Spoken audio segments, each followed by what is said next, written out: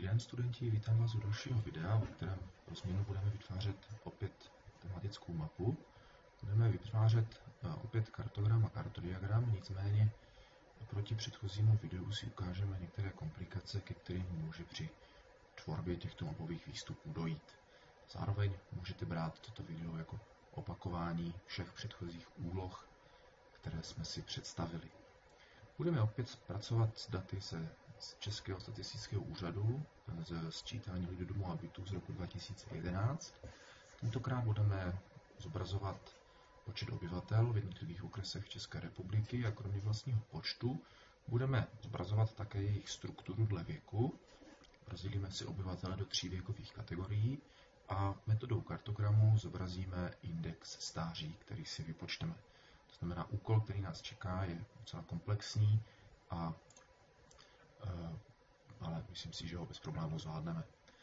Než začneme zpracovávat nebo vytvářet vlastní mapu, opět se podíváme do tabulky s externími daty, kterou máme opět ze sčítání, opět strukturu, kterou jsme si již ukazovali ve druhém videu. Tabulku je potřeba opět upravit a připravit na vlastní připojení. Pevně věřím, že tuto úpravu zvládnete sami, nicméně stručně ji okomentuju a připravím data rovněž v rámci tohoto videa. Tedy v prvním kroku je potřeba odstranit řádky, které jsou nabývající, které neobsahují informace, které potřebují, to znamená všechny duplicitní řádky s názvem, řádky za jednotlivé kraje. Opět musíme si dát pozor na to, že se zde vyskytují skryté řádky, které je potřeba rovněž vymazat. Úprava dat končí v okamžiku, kdy mi data začínají buňková 1 a v prvním řádku jsou názvy jednotlivých sloupců. Tyto sloupce však mohu dále promazat, protože řadu sloupců nepotřebuji pro další zpracování, to znamená, vymazal jsem 3 sloupce, které neobsahují žádné hodnoty, nebo obsahují stále stejnou hodnotu. A jak jsem říkal, budeme zobrazovat počet obyvatel v jednotlivých věkových kategoriích. To znamená, můžeme odstranit drtivou většinu všech sloupců s tím, že si necháme pouze sloupce, které obsahují informace o počtu obyvatel ve věku 0 až 14. Já si ten sloupec vyžlutím, abych viděl, který máme nechat. 15 až 64 celkem a 65 celkem. Všechny ostatní sloupce z daty můžu bez problémů odstranit. Nebudu je potřebovat pro svou práci další. Tak.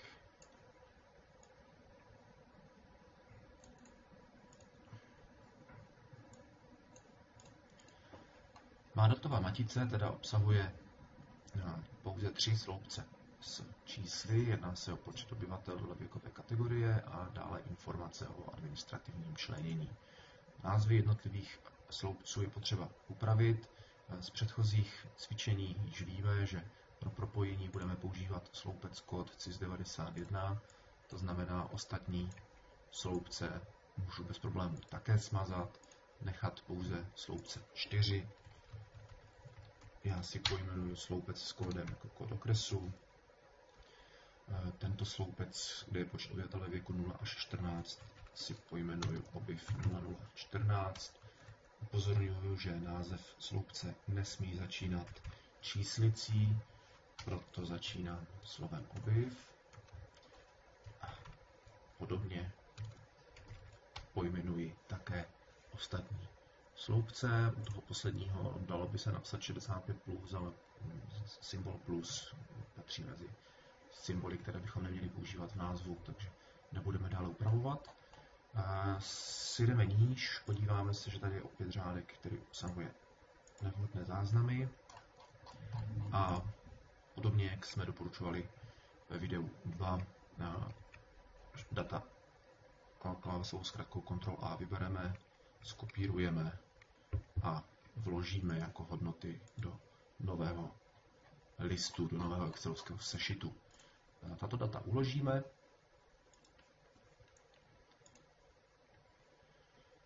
Nejlépe ve starším formátu. A nyní je vše připraveno pro vlastní napojení v rámci programu ArcMap. Excel tím pádem můžeme bez problémů zavřít a otevřeme si program ArcMap. V ArcMapu přidáme jak vrstvu okresů, ta je stále stejná, v ní přidáme upravená data Microsoft Excel, podíváme se, zda jsou data z Excelu dobře importovaná, opět všechny číselné proměnné jsou zarovnány vpravo, textová zarovnaná vlevo, 77 záznamů odpovídá celkovému počtu okresů v České republice, to znamená vypadá, že vše je korektní. Provedeme napojení dat, takže pravým tlačítkem na vrstvu okresů, protože v ní budeme data zobrazovat, join, vybereme vhodné atributy pro vlastní propojení, provedeme validaci, zjistíme, že vše je v pořádku, žádnému problému nedošlo, tak můžeme vlastní propojení provést, otevřít atributovou tabulku a zkontrolovat, zda je propojení skutečně úspěšné. Vypadá to, že ano, na první pohled není patrný žádný problém. Projekt si uložíme.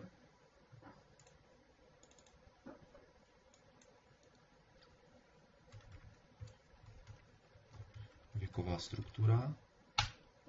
Pojmenuji, opět měli bychom provést nastavení, to znamená uvést název, věková struktura, struktura obyvatel, popis, nějaké shrnutí, nastavení relativních cest, potvrdím OK, uložím.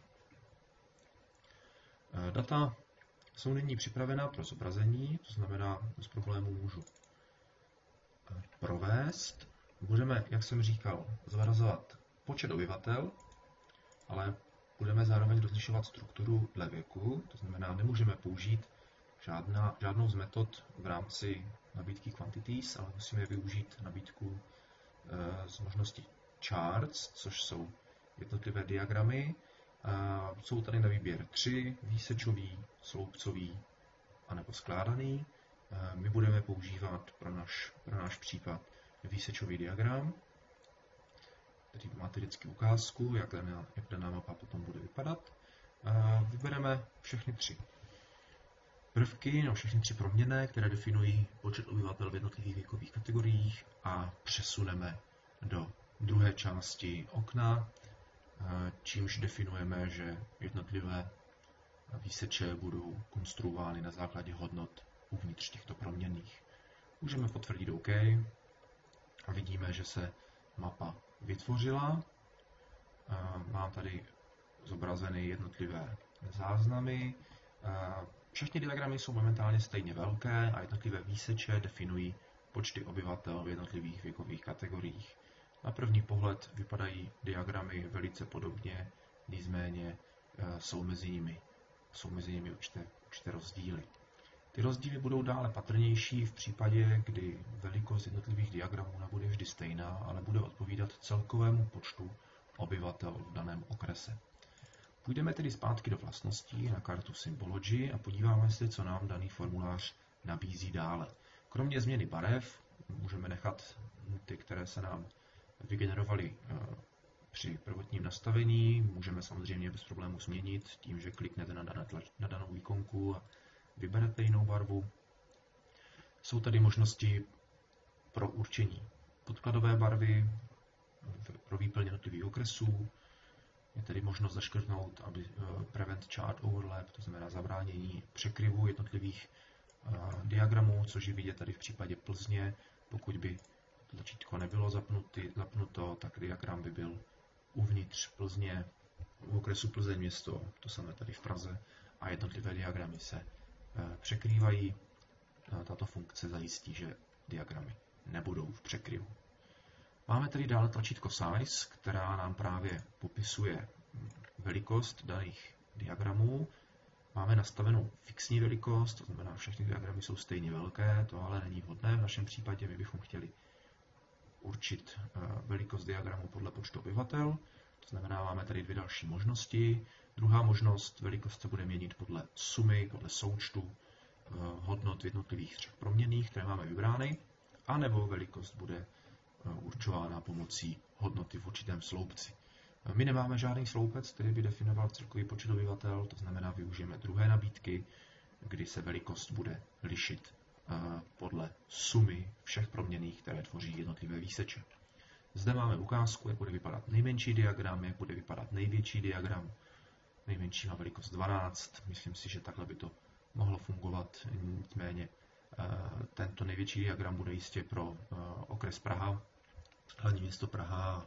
Mohl by být problém s tím, že bude překrývat celé území, celý polygon, podobně jako v předchozím případě. Potvrdíme OK. Vidíme, že diagramy jsou již různě veliké. Praha je skutečně příliš velká, je dokonce odsunutá úplně mimo území České republiky, což momentálně není problém, jelikož my v posledním kroku budeme opravovat rozmístění jednotlivých diagramů, ale i tak mohli bychom trošku zmenšit ten nejmenší diagram, tak aby i ostatní diagramy byly o něco menší. Tak to vypadá už docela přijatelně. Možná můžeme vytvořit nějaký kompromis. Táhle velikost 10 si myslím, že bude, no dáme 9, velikost 9 bude optimální. Tak. Kartodiagram by byl hotový, opět je to velice jednoduché. Budeme teď připravovat kartogram. Vytvoříme si opět kopii této vrstvy, aby jsme mohli u ní vytvořit nebo zobrazit daný ukazatel, který chceme použít. V atributové tabulce jsme si připojili 3 proměnné s počtem obyvatel dle věku a na úvod jsem říkal, že bychom chtěli zobrazit v kartogramu index stáří. Index stáří tady není, ale index stáří je podíl počtu obyvatel ve věku 65 a více ku obyvatel 0 až 14 let, takže tento ukazatel není problém vypočítat. Přidáme si tedy nový sloupec, nazveme ho index stáří, opět žádné české znaky, žádné mezery, datový typ, dáme double, protože chceme, aby to bylo reálné číslo. Army nás upozorňuje, že index stáří je příliš dlouhý název, že ho musí zkrátit na index star. V pořádku, není to žádný problém. A nabídkou Field Calculator provedeme výpočet. Říkal jsem počet obyvatel ve věku 64 a více. Vydělíme počet obyvatel ve věku 0 až 14 a aby byl v procentech výsledek, vynásobíme STEM. Provedeme OK. Vidíme, že index stáří je vypočten. Pohybuje se kolem hodnoty 100, což odpovídá stejnému počtu seniorů a stejnému počtu obyvatel v dětské složce. Tak, provedeme vlastní zobrazení, vrátíme se do záložky Quantities. Říkali jsme si, že pro kartogram, který se používá pro zobrazení relativních hodnot, využíváme metodu Graduated Colors. Vybereme vhodnou proměnnou, což je index stáří, a podíváme se, jak výsledek bude vypadat. Patrně bude potřeba jistě upravit počet intervalů. V předchozím videu jsme se tomu příliš nevěnovali. V tomto případě si to projdeme trošku detailněji. Můžeme zde měnit počet intervalů a také rozdělení do jednotlivých intervalů. Proč zrovna 5 tříd, proč ne více tříd? Je to velice jednoduché, docela logické. Pokud bychom zvolili více tříd, dejme tomu 20, tak jednotlivé záznamy budou sice velice přesné, nicméně nejsme schopni určit barvu daného polygonu a jeho příslušný interval. To znamená, nejsme schopni říct, jaká hodnota je v tomto intervalu, jelikož nejsme schopni přesně odhadnout, o kterou barvu se jedná. Podobně, pokud bychom šli opačným extrémem, použili jenom 2 intervaly nebo příliš malý počet intervalů, tak sice bez problému rozlišíme barvy, ale informace, kterou nám poříká, je přece jenom značně agregovaná, značně zobecněná. V literatuře se doporučuje používat kolem 4 až 7 intervalů. Záleží na počtu jednotlivých objektů, které máme v mapě, jednotlivých počtu záznamů. My zůstaneme u počtu 5 tříd. V případě Classify nebo klasifikace do jednotlivých intervalů je potřeba určit jednotlivé zlomové body, kdy končí jednotlivé intervaly a začínají další. Máme tady možnost využít celé řady metod, které jsou přednastaveny.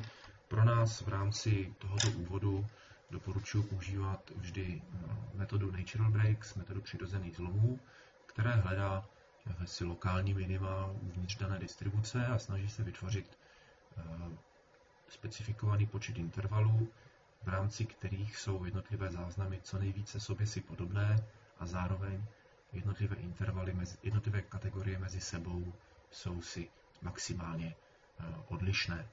Nicméně i tak je možné tyto hodnoty lehce upravit, tak aby byly tvořeny, dá se říct, praktičtějšími číslicemi. Ukážeme si to na příkladu prvního hraničního bodu, který je 88,29. Vidíme, že obsahuje 2, 4, 6 okresů.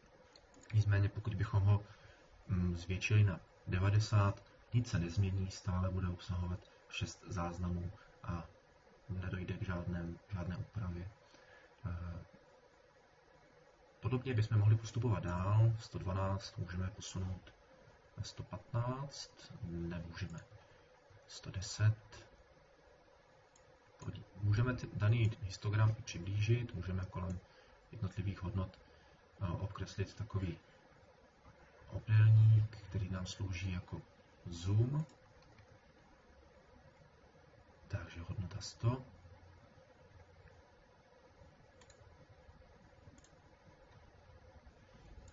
Hodnota 125. Ne, hodnota 120. Hodnota 123 je optimální. Tak a 113. Hodnotu 100 jsem tady upravil, ačkoliv se mi trošku změnilo rozložení jednotlivých záznamů v intervalech, ale hodnotu 100 jsem nechal, jelikož hodnota 100 určuje určitou hranici mezi indexem stáří, protože pokud je hodnota indexu stáří menší než 100, je stále větší zastoupení obyvatel v dětské složce, zatímco pokud je hodnota větší než 100, je už více obyvatel v starší složce obyvatel. To znamená, 100 necháme tak a ostatní hranice intervalů jsme si právě ukázali. Tak, a máme tady popisky, jak budou vypadat jednotlivé hranice intervalů. Vidíme, že počet desetinných míst je značně velký, bylo by vhodné ho snížit, což se dá udělat opět klikem levým tlačítkem na název label, vybereme format labels a snížíme počet kategorií na 1. Potvrdíme OK a OK. Z výsledné mapy je patrné, nebo jsou patrné oblasti, kde je výrazně větší index stáří než například v jiných oblastech. Nejvyšší hodnoty jsou tady na Zlínsku a na jihovýchodě Moravy, dále tady kolem prstenci, vzdálenějším prstenci kolem Prahy. V bezprostřední blízkosti v okresech Praha východ, Praha západ jsou naopak nejnižší hodnoty indexu stáří vůbec v celé České republice. Zároveň všechna velká města, Praha, Brno, Ostrava, Plzeň vykazují nejvyšší hodnoty indexu stáří, což je opět zcela pochopitelné a předpokládatelné. Můžeme změnit pochopitelně také barvy, nemusíme používat tyto, které máme přednastaveny. Podobně, jak jsem říkal minule, já mám v rámci této instalace ArcMapu k dispozici větší počet barev, ale můžete bez problémů vybírat z těch, které máte k dispozici vy. Podmínkou pro to, aby byly použity vhodné barvy, jsou ty, že budete pracovat s odstínem jedné barvy a nebudete využívat určité pestré palety, podobně jako třeba něco takového. Toto je špatně. takto výsledný kartogram vypadat nesmí. Musí se jednat o intenzitu jedné barvy, která se bude měnit s rostoucí intenzitou. Tak.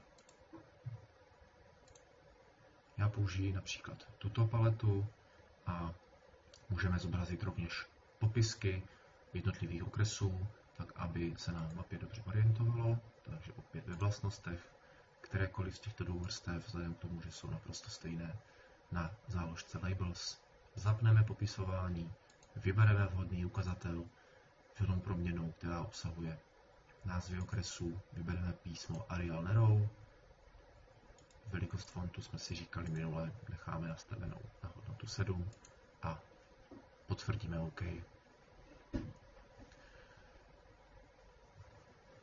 Je patrné, že popisky v případě okresů, které jsou vybarveny nejtmavší barvou, nejsou příliš čitelné, to znamená, bylo by vhodné formát těchto popisků ještě nepatrně upravit.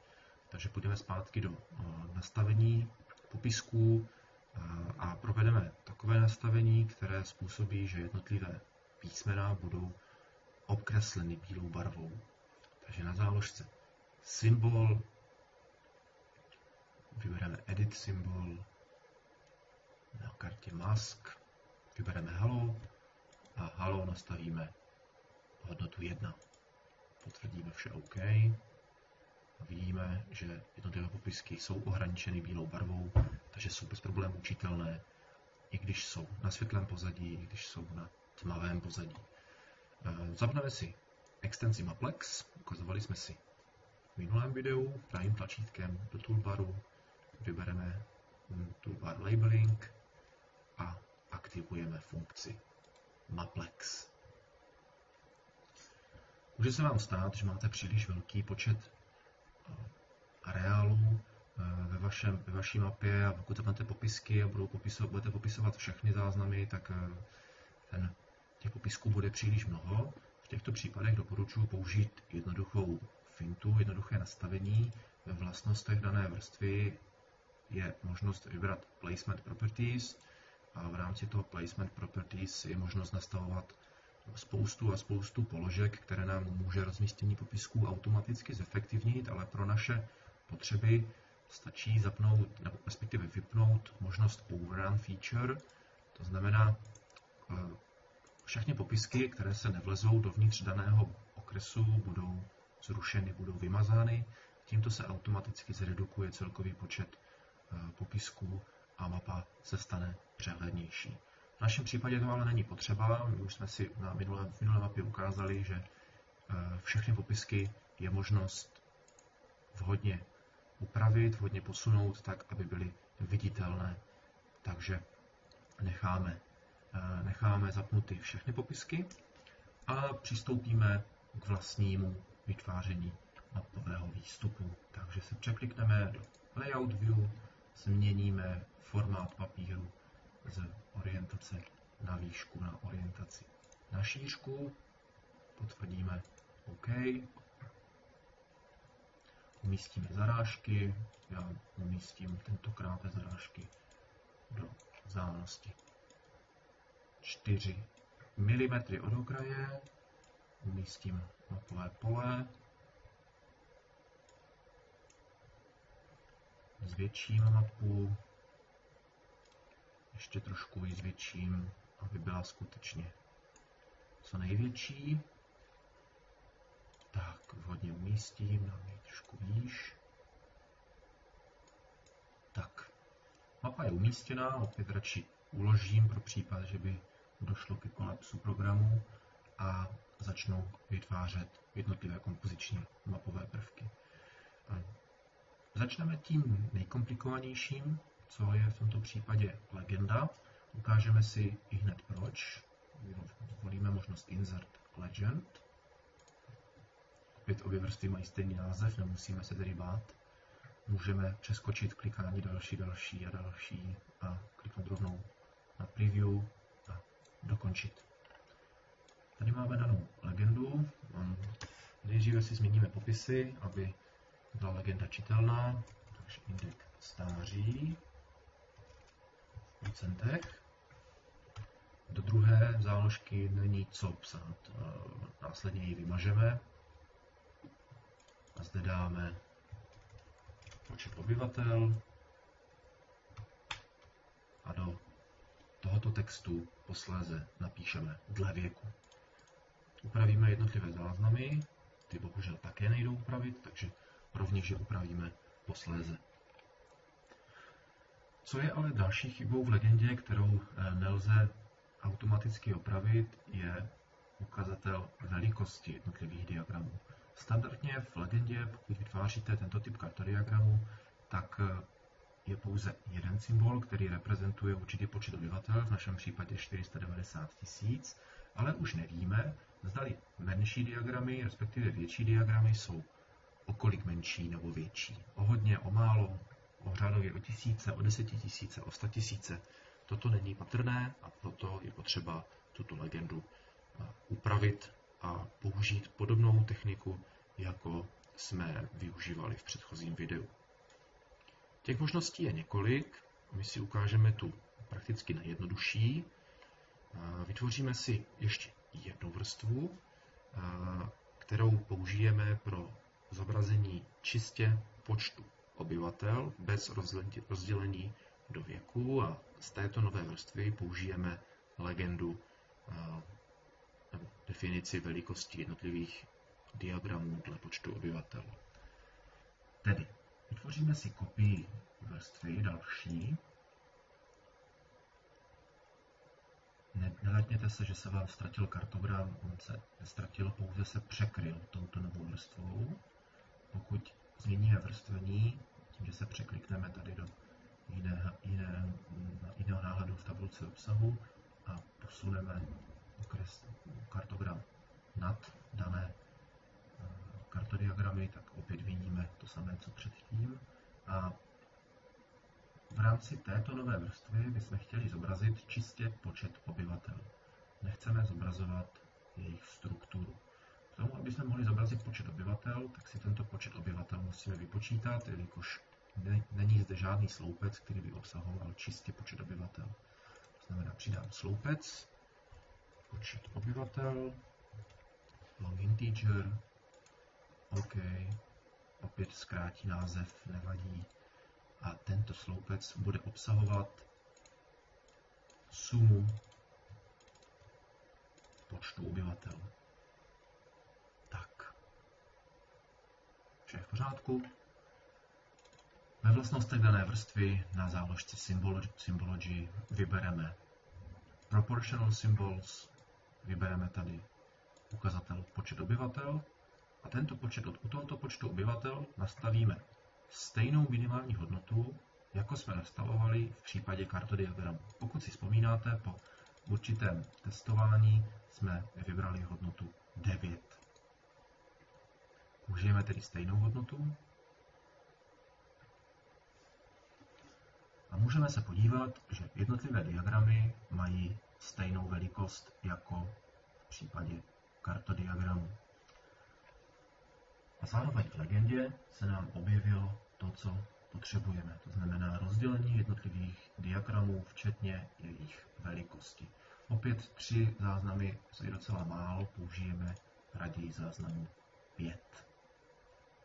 A rovnou zrušíme vybarvení jednotlivých diagramů, necháme je pouze bílé, aby toto bylo následně jednodušší pro tvorbu legendy.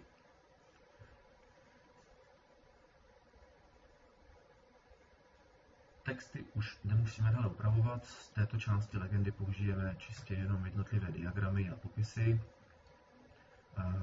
Zároveň již nebudeme upravovat vůbec barvy ani nějaké rozdělení, necháme to již tak, jak máme teď připraveno. Takže danou uložíme a danou legendu převedeme na grafiku. Tím, že převedeme na grafiku, tak jistě víte, zrušíme vazbu mezi legendou a tabulkou obsahu. To znamená, teď můžu bez problémů vypnout zobrazení počtu obyvatel, už ho nebudu používat, v legendě mi samozřejmě zůstalo a legendu můžu dále upravovat. Rozdělíme na jednotlivé záznamy, ungroup, dodatečně upravíme. Tento text můžeme smazat. Tento text můžeme rovněž smazat. Tento symbol můžeme vymazat, stejně jako tuto hodnotu. Zde jsme chtěli napsat dle věku. A tyto texty jsme chtěli upravit 0 až 14 let, 15 až 64 let a poslední nabídku 65 a více let. Tak.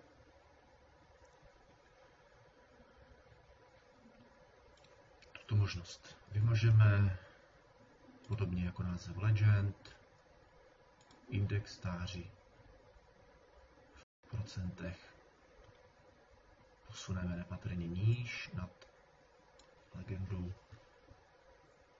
Tuto část legendy můžeme již seskupit, to už nebudeme dále upravovat, posuneme ji bokem a upravíme tuto část legendy.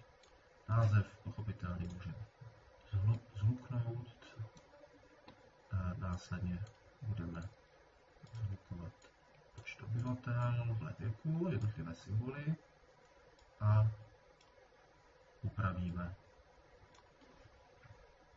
upravíme jednotlivé diagramy. Těch možností, jak zobrazit tuto část legendy, je více. Buď to můžeme jednotlivé kruhy dát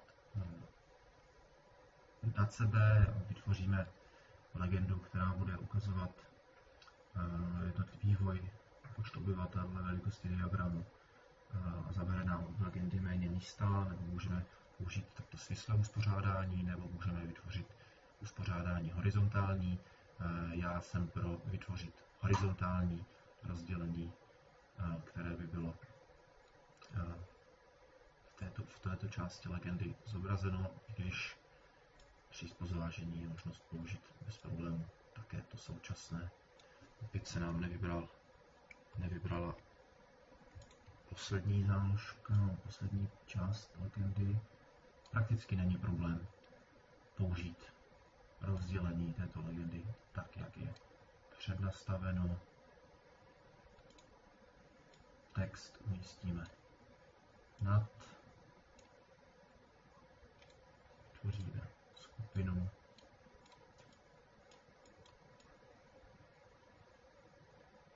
kterou umístíme vhodně.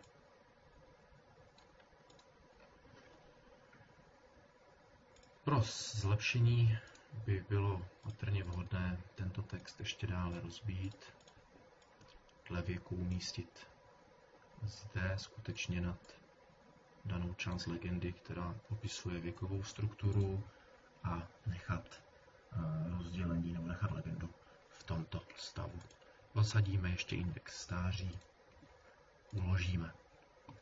Ostatní kompoziční prvky jsou již velice jednoduché, tedy ukážeme si je velice rychle. Název, věková struktura obyvatel, v okresech Česka v roce 2011. Tak.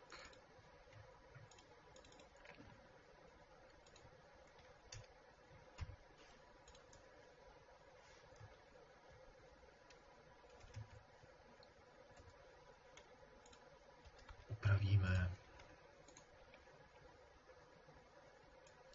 Zvětšíme font. Opět dáme aspoň 24. A já mám takový zvyk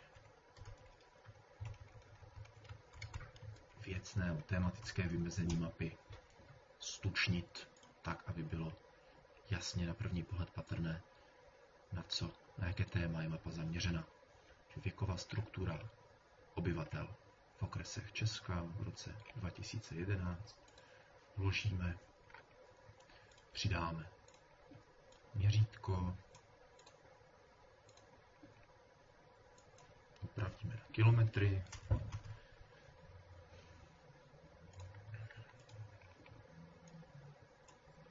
umístíme vhodněji, dáme na 100 km, opět můžeme zrušit kóty, tak, aby každé hlavní dělení bylo rozděleno pouze na polovinu. Hodnotu 25 vymažu, to znamená nechám popisovat pouze jednotlivé hlavní dělení a velikost fontu změním opět na 8.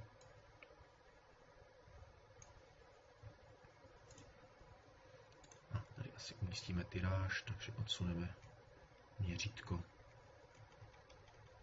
blíž k mapě a vložíme text. Dáme tiráž, jméno, příjmení, anglickou klávesnici, takže znova jméno, příjmení.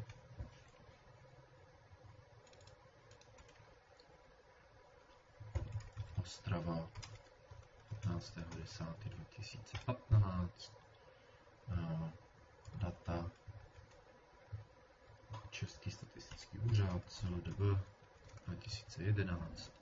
Případně potřeby můžeme uvést další údaje.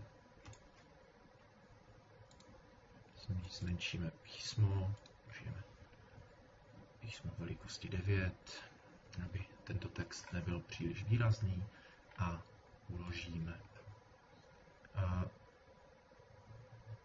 Následně máme umístěny všechny povinné kompoziční prvky mapy a co nám zbývá, je umístění nebo úprava jednotlivých diagramů.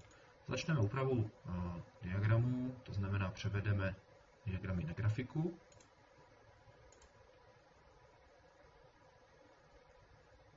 Vidíte, že po převedení na grafiku se zrušila možnost zabránění překryvu jednotlivých diagramů, což nám ale nevadí. Platí vždy zásada, že menší diagram by měl ležet nad tím větším, aby nebyl v zákrytu. To je splněno prakticky ve všech případech. Diagram vždycky leží uvnitř, nicméně je možné diagram odsunout na lepší umístění, aby k překryvu vůbec nedocházelo. Prakticky týká se to opět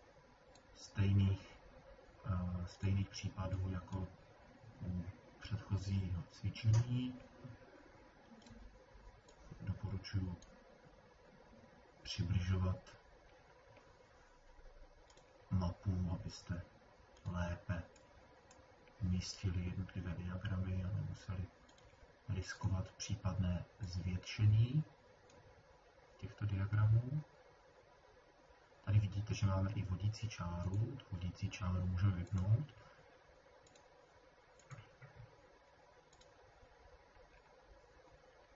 Show leader lines. Vypneme. Aby nás zbytečně nerušila.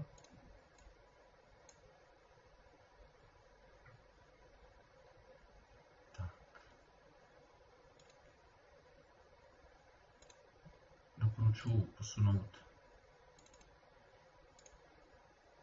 také symbol za Prahu.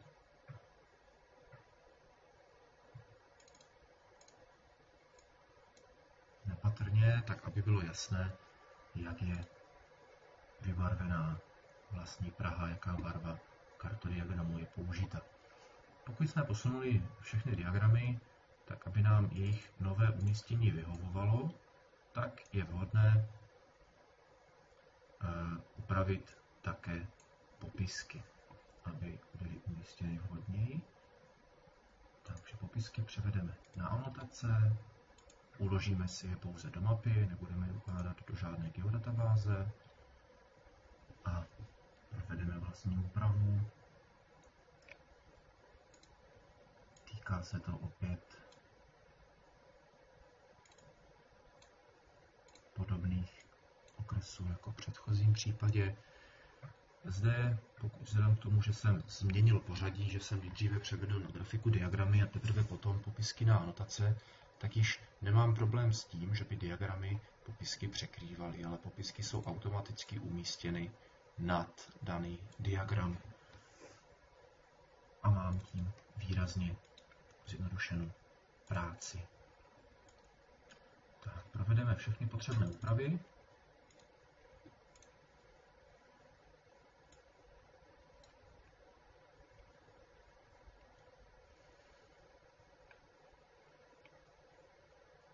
Pokud jsme spokojení s výsledným rozmístěním jednotlivých prvků, tak můžeme finálně mapu uložit.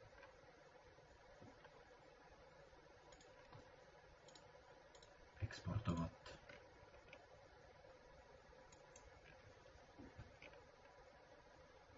A otevřít. Finální mapa vypadá takto. Máme zde zobrazeno věkovou strukturu obyvatel, přičemž obyvatel máme rozděleny do 3 věkových kategorií. Součástí mapy je také zobrazení počtu obyvatel a indexu stáří. Takže jsou jasně patrné oblasti, které patří k nejstarším v České republice, zároveň k těm, které jsou obydleny relativně mladými obyvateli.